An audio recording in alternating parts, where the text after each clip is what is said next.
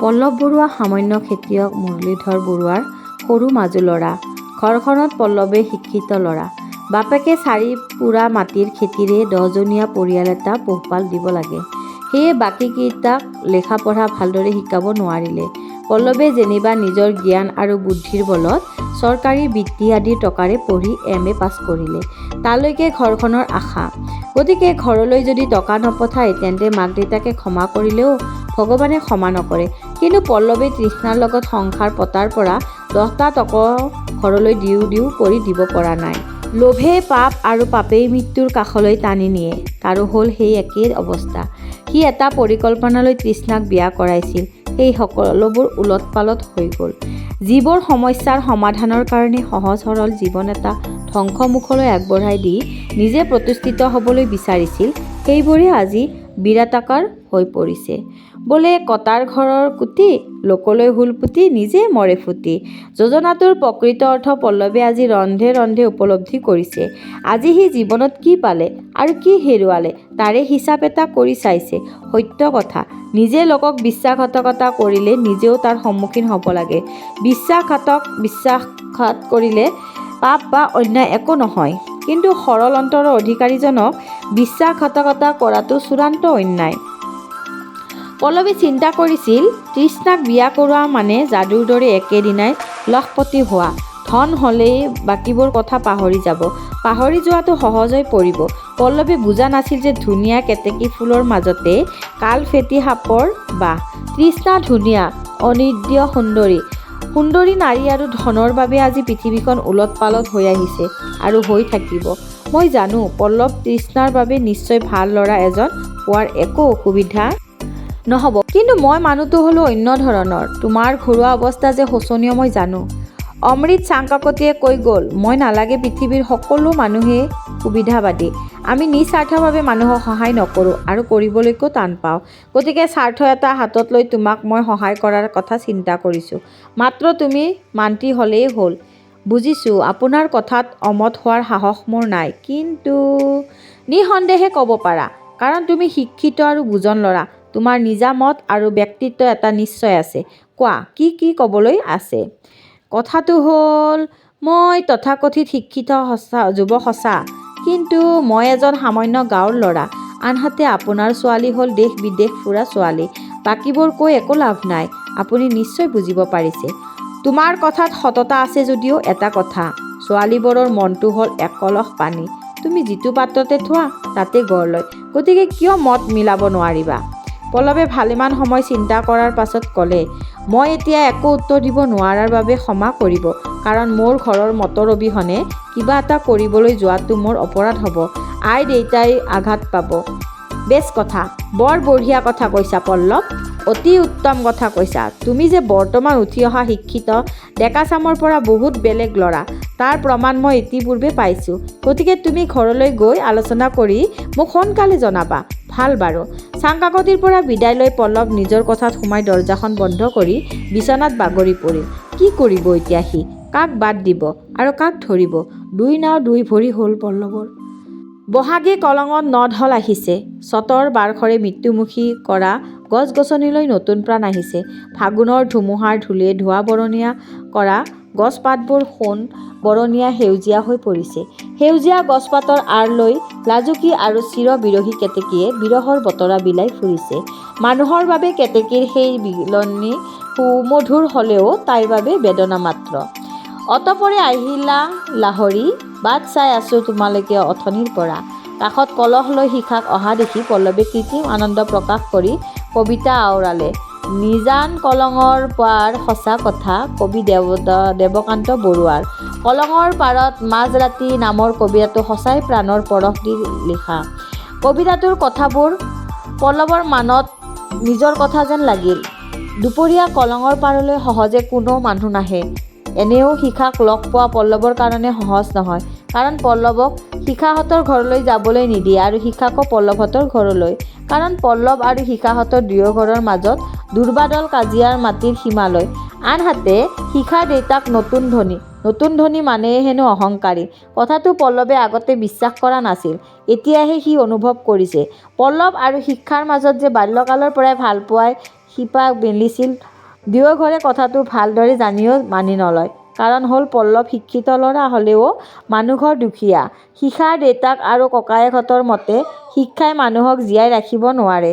জীয়াই থাকিবলৈ হ'লে মানুহৰ দৰে থাকিবলৈ হ'লে টকা লাগে। আনহাতে পল্লৱৰ দেউতাক আৰু ককায়েকহঁতৰ মতে পল্লৱ MA পাছ ল'ৰা যেতিয়া ভাল ধনী মানুহৰে ছোৱালী বিয়া কৰাব। কাৰণ চহৰীয়া ধনী মানুহে ল'ৰাটোৰ শিক্ষালৈ চাইহে ছোৱালী দিয়ে। দ্বিতীয় কথা হ'ল শিখাৰ লগত লিখি অন্ত কৰিব নোৱাৰা টকা দিলেও পল্লৱলৈ শিক্ষাক বিয়া নকৰায়। কিয়নো গাঁৱৰ মিতিৰ বোলে চুৱনিৰ কুকুৰৰ দৰে। কিন্তু শিখা আৰু পল্লৱ দুয়ো দৃঢ় প্ৰতিজ্ঞ যে কোনো এটাইও কোনো এটাক নেৰে। লাগিলে উৰে জীৱন তেনেকৈয়ে থাকিব। গতিকে দুয়ো কলঙৰ পাৰত লুকাই চুৰকৈ দেখা সাক্ষাৎ হয়। ইয়াৰ বাবে কোনো দ্ৰুত আদিৰ প্ৰয়োজন নাই, মাত্ৰ এটা ইংগিতৰ দৰকাৰ। কবিতা আওৰাবলৈ আজি তোমাৰ আনন্দ লাগিছে নেকি? নাই লগা শিখা। কিন্তু কবিতা আনন্দৰ বস্তু নহয়, দুখৰ প্ৰকাশহে। বাৰু শিখা, কেতেকীৰ মাত তোমাৰ ভাল লাগেনে? লাগে, কিন্তু কিয় জানো চকু পানী ওলায়ও ক'ব নোৱাৰোঁ। মোৰ আজি এনেকুৱা লাগিছে জানা, কেতেকীজনৰ দৰে অকলশৰীয়া লাগিছে। বুকুখনত অজানিতে দূৰ দূৰ কঁপনি উঠিছে। মই যেন এইমাত্ৰ মোকে হেৰুৱাই পেলাম। আৰু কি জানা পল্লৱ ককাইদেউ, আজি শেষ নিশা বৰ বেয়া সপোন এটা দেখিছোঁ। সপোনৰ পাছত সাৰ পোৱাৰ পৰা মই মোৰ অন্তৰখনক বুজাব পৰা নাই অ'। হুহুৱালা শিখা, তোমালোকৰ অৰ্থাৎ ছোৱালীবোৰৰ মনটো বৰ দুৰ্বল। সামান্য কথা একোটাকে তোমালোকে হাতী একোটাৰ সমানকৈ ডাঙৰ কৰি পেলোৱা। আনহাতে আৰু কি জানা শিখা, কেতেকীৰ মাত শুনিলে ডেকা গাভৰুৰ মনত ইচাত বিচাত লাগে। যদি উৰুঙা নেলাগে তেনেহ'লে মই ডেকা গাভৰু হোৱাৰ পৰিচয় ক'ত? যৌৱনৰ কোনো স্বাক্ষৰ নাই সেই জীৱনত। বাদ দিয়া বাৰু সেইবোৰ। এতিয়া তোমাৰ বেয়া সপোনটোৰ কথা কোৱাচোন। নাই নকওঁ, লাজ লাগে। আচৰিত কথা, তাতকৈ আচৰিত তোমালোকৰ কথাবোৰ। সপোনটো বেয়া, কিন্তু ক'বলৈও লাজ লাগে। তাৰমানে কি বেয়া সপোন সেইটো? আনহাতে লাজখিনি আমি কেতিয়াবাই বাদ দিব পৰা হৈছোঁ শিখা। কাৰণ তোমাৰ আৰু মোৰ মাজত লাজ আৰু সংকোচে শোভা নাপায়। তেনেহ'লে শুনা বাৰু। কালি দেখা সপোনটো হ'ল আমাৰ বিয়া হৈ গৈছে। 9 কইনাৰ বেশেৰে মই হোমৰ গুৰিত বহিছোঁ আৰু নকওঁ দিয়া। কিয় নোকোৱা? কোৱা কি দেখিছা কোৱা আকৌ। শিখাৰ গাল দুখন লাজত পকা বিলাহীৰ দৰে হে পৰিছিল। চকুহাল আধা জাপ খাই পৰিছিল। মুখত মিচিকীয়া হাঁহি। ওঠ দুখন কিবা কৰ দৰে কঁপি উঠিছিল। চাদৰখন আগটোৰে তাই নিজৰ মুখখন ঢাকি ধৰিছিল। পল্লৱ তাইৰ গাৰ কাষলৈ চাপি আহিছিল। শিখা কেৰেলোৱা এটাৰ দৰে কচমচ খাইছিল। পল্লৱে জোৰ কৰি শিখাৰ হাতখন আঁতৰাই আনি চুমা এটা খাই দিলে। শিখাই কৃত্ৰিম খং কৰি ক'লে, আঁতৰি যোৱা, তোমাৰ লগত মোৰ কোনো সম্বন্ধ নাই। সঁচাইনে? অঁ, তোমাক যে মই ভাল নাপাওঁ জানা নে নাজানা? জানো, খুব ভালদৰে জানো। গতিকে মই তোমাক মোৰ প্ৰাণতকৈও ভাল পাওঁ। প্ৰমাণ চাবা জানো? কোনো প্ৰয়োজন নাই। তোমালোক পুৰুষবোৰ চলাহী কথাৰে আমাৰ জীৱনটো মাত্ৰ ধ্বংস কৰিব জানা। নাৰী মনৰ কোমলতা আৰু পবিত্ৰতাখিনি তোমালোকে অনুভৱ কৰিব নোৱাৰা। আৰু এটা কথা পল্লৱ ককাইদেউ, তুমি মোক ভাল পাওঁ বুলি কৈ বৰ ভুল কৰিছা। তোমাৰ অভিমান কোনখিনিত মোৰ বুজিবলৈ একো বাকী নাই শিখা। তোমাৰ পৰা ভালেমান দিন আঁতৰি আছিলোঁ যদিও মোক বিশ্বাস কৰা শিখা, শয়নে সপনে তোমাৰ শিখাৰ পোহৰে মোৰ অন্তৰ উজ্বলাই ৰখাইছিল। কলেজীয়া জীৱনটো ৰোমাঞ্চময়, কিন্তু সেই পৰিৱেশটো মই তোমাৰে আৰু তুমি মোৰে হৈ আছিলা। আৰু এটা কথা হয়তো তুমি চিন্তা কৰিব পাৰা যে কলেজীয়া গাভৰুৰ প্ৰেমৰ পুখুৰীত গা ধুইছোঁ বুলি নহয় শিখা। যদি কেতিয়াবা কোনো কলেজীয়া ছোৱালীৰ লগত কথাও পাতিছিলোঁ, সেই সময়তো তুমি মোৰ আগত থিয় হৈ আছিলা। চমুকৈ ক'বলৈ হ'লে এই কলংখন যেনেকৈ অনাদি কালৰে পৰা বৈ আহিছে আৰু বৈ থাকিব, ঠিক তেনেকৈয়ে ময়ো তোমাক ভাল পাওঁ আৰু পায়ো থাকিম। আৰু যদি মই অভিনয় বুলি ক'ব পাৰা শিখা, কাৰণ কোৱাত একো বাধা নাই। কিন্তু তুমি কি সাহসেৰে অভিনয় বুলি ক'লা, সেইটোতহে মই আচৰিত হৈছোঁ। তেনেই সামান্য কথা, সামান্য চিন্তা কৰিলে সকলো কথা ওলাই পৰিব। তাৰমানে তুমি মোৰ প্ৰতি বিশ্বাস হেৰুৱাই পেলাইছা। কিন্তু এটা কথা মনত ৰাখিবা শিখা, প্ৰেম আৰু ভালপোৱা কেৱল বিশ্বাসৰ বস্তুহে। ইয়াত যদি কেনেবাকৈ অবিশ্বাসৰ পোক সোমাব লাগিল, তেন্তে তাৰ সৰ্বংশে ধ্বংস কৰিব। কৈছোঁ নহয়, পুৰুষ ভোমোৰা। গতিকে আৰু ময়ো যদি কওঁ ছোৱালীবোৰ একেপাহ ফুল আৰু তাত পৰিবলৈ অহা কোনো ভোমোৰাকে বাধা নিদিয়ে। এই এটা উৰি যোৱাৰ পাছতে আন এটাক পৰিবলৈ ফুলৰ পাপৰিবোৰে মেলি দিয়ে। পল্লৱ ককাইদেউ, এইষাৰ কথা কোৱাৰ আগতে মোৰ ডিঙিত চেপি নধৰিলা কিয়? হাত ভৰি বান্ধি কলঙৰ মাজত বুকুত পেলাই নিদিলা কিয়? তুমি ইমান ঘিণ লগা কথাবোৰ সাহসেৰে ক'লা বাৰু। ইমান নিশ্চিন্তা কৰিলা কেনেকৈ? তুমিয়ে আগতে ৰাস্তা মোকলাই দিছা, গতিকে মোৰ বাধা কোনখিনিত? মোৰ ভুল ক্ষমা কৰা পল্লৱ ককাইদেউ। মই আচলতে তোমাৰ খংহে তুলিছিলোঁ। সেয়া মোৰ অন্তৰৰ কথা নাছিল। মোৰো ভুল হৈছিল শিখা। মোকো ভুল নুবুজিবা মোৰ সঞ্জনী। কিন্তু এটা কথা নহয় শিখা, যি প্ৰেমত অভিমান নাই সেই প্ৰেমৰ মূল্যও নাই। আৰু এতিয়া সেইবোৰ বাদ দিয়া। মই আজি তোমাক নিষ্ঠুৰ কথা এটাহে ক'বলৈ আহিছোঁ। সেইটো মই আগতে জানো, কাৰণ তুমি মোক কেতিয়াও ভাল খবৰ দিবলৈ নাহা। গতিকে কোৱা। মই তোমাৰ পৰা বিদায় ল'বলৈ আহিছোঁ শিখা। চিৰ জীৱনৰ কাৰণে নে? জানো, বিদায় ল'বলগীয়া নোহোৱা হ'লে তোমাৰ ছাটোকে দেখা নাপালোহেঁতেন। তুমি মোক মিছাতে দুখ দিছা শিখা, কাৰণ প্ৰিয়জনৰ পৰা এনেকুৱা কথা শুনা বৰ দুখৰ কথা। মই মাত্ৰ এটাকে জানো, তুমি মোক ভাল পোৱা আৰু ময়ো তোমাক ভাল পাওঁ। তেনেস্থলত ইয়াতকৈ আৰু আমাক কি লাগিছে শিখা? নালাগে বুলি ময়ো বুজোঁ। তুমি ভবাৰ দৰে মই সৰুজনী হৈ থকা নাই কিন্তু তুমি মোৰ কাষৰ পৰা ক্ৰমাৎ আঁতৰি যোৱাৰ চেষ্টা কৰা যেন পাওঁ। কিয় বাৰু ককাইদেউ? সেইবোৰ তোমাৰ দুৰ্বল মনৰ ভুল ধাৰণাহে শিখা। কাৰণ সকলোৰে মৰণ আছে, কিন্তু প্ৰেম আৰু ভালপোৱাৰ নাই। এটা কথা হ'ল, মই এটা চাকৰি পাইছোঁ, সেয়েহে মই তোমাৰ পৰা বিদায় ল'বলৈ আহিলোঁ। নিবিড়ভাৱে লগ পাবলৈ আৰু আমাৰ বেছি দিন নাই শিখা, অতি সোনকালেই হ'ব। তোমাৰ সেইবোৰ বালি ঘৰৰ ধেমালিৰ কথা আৰু মোক নুশুনাবা ককাইদেউ। তোমাৰ সেই আশ্বাসবোৰ বুকুত বান্ধি আৰু কিমান দিন, কিমান ৰাতি, কিমান বছৰ অপেক্ষা কৰিম মানুহৰ বয়সৰো সীমা এটা আছে। ভোক গ'লে ভাত, পিয়াহ গ'লে পানী পালে কি হ'ব? তুমি এইবোৰ কি কথা কৈছা শিখা? এজনী একুৰি 5 বছৰীয়া গাভৰু ছোৱালীৰ মনৰ কথা কৈছোঁ। মোৰ ঘৰৰ কথা তুমি জানাই। তেনেস্থলত শিখাই বাকী কথাখিনি সম্পূৰ্ণ কৰিব নোৱাৰি উচুপি উঠিল। তাইৰ উচুপনিয়ে কলঙৰ গৰাত প্ৰতিধ্বনিও তুলিলে। পল্লৱে চিন্তা কৰি চালে, শিখাই এটাও মিছা কথা কোৱা নাই।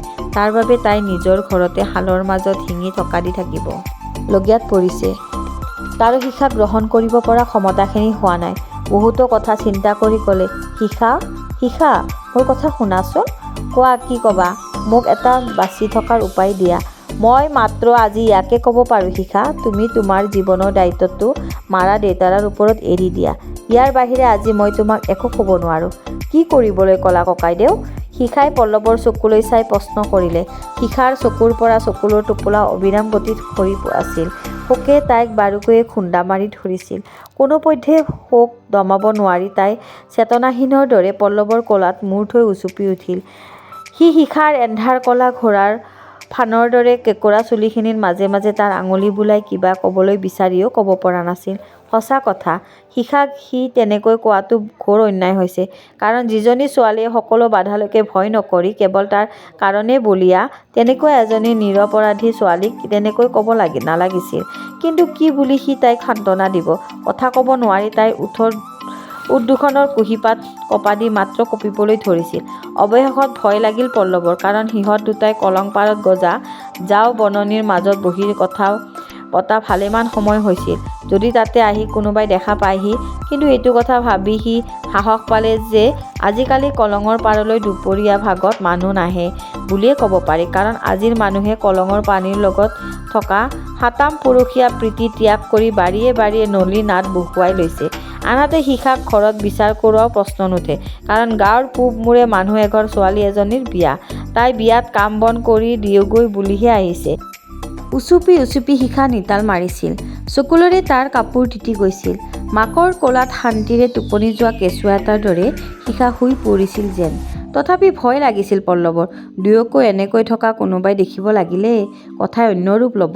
শিখাক আৰু মাক বাপেকে ঘৰত নালাগে, চৌহদৰ ভিতৰলৈকে সোমাবলৈ নিদিয়ে আৰু পল্লৱক হয়তো ঘৰৰ পৰা চিৰজীৱনৰ বাবে বাহিৰ কৰি দিব। শিখা আৰু তাক ঘৰৰ পৰা বাহিৰ কৰি দিয়ক, সেই বিষয়ে পল্লৱে চিন্তা নকৰিলেহেঁতেন। কিন্তু বৰ্তমান সি নিজে নিজৰ আহাৰ মুঠি যোগাৰ কৰিব নোৱাৰে। তেনেহ'লে কি কৰিব এতিয়া সি? যাক উৰণীয়া অচিনাকি চৰাইৰ কলৰৱে পল্লৱৰ চিন্তাত আউল লগালে। লগে লগে সাৰ পোৱা দি উঠি বহিল শিখা। দুয়োৰে চকুলো পলকহীনভাৱে ভালেমান পৰ চাই থাকিল। শিখা, তুমি কি ক'বলৈ বিচাৰিছা মই জানো, বুজি পাইছোঁ। কি জানিছা, বুজিছা কোৱাচোন বাৰু? তুমি মোক ক'বলৈ বিচাৰিছা যে মই তোমাৰ মৰম, প্ৰেম আৰু ভালপোৱা ত্যাগ কৰি অন্য এজনক সকলোবোৰ সঁপি দিম। কিন্তু পল্লৱ ককাইদেউ তাতকৈ এষাৰ কথা নকোৱা কিয়? হাত ভৰি বান্ধি মই কলঙৰ ডুবিত জাপ দিব লাগে বুলি মই বহুতবাৰ কৈছোঁ পল্লৱ ককাইদেউ। পৃথিৱীত পুৰুষৰ সমান নিষ্ঠুৰ কোনো প্ৰাণী নাই।